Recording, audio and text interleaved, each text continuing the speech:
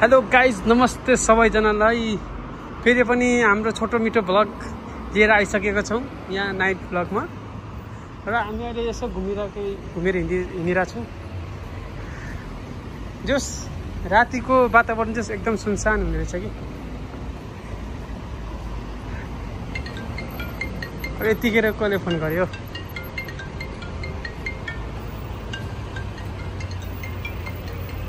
त्यो छोडेर नउठाऊ।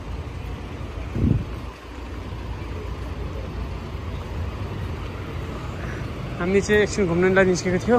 लगभग समथिङ यहाँको 10:30-11 बज्यो।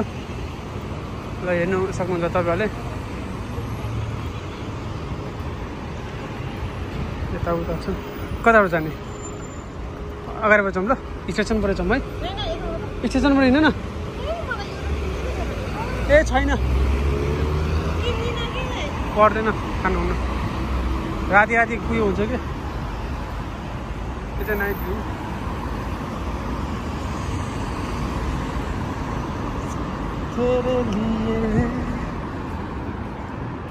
यो चाहिँ गाइजहरू यो स्पेनको लेलिदा भन्ने ठाउँ हो।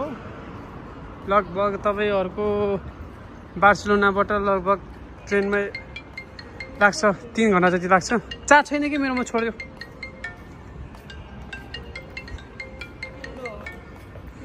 तिमीलाई कुनै पल लाग्दैन।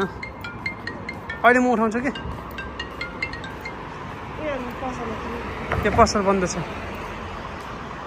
यहाँ पाउँदैन अरे।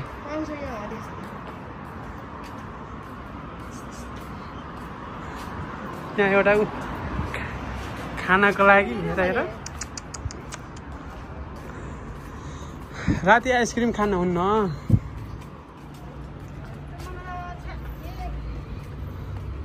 गर्मी चाहिँ ओभर यहाँनिर होइन सर, गर्मी चाहिँ ओभर छ कि यहाँ।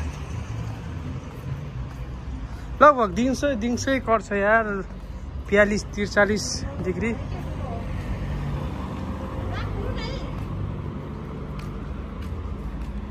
हिँड्नु नि स्टेसनसम्म।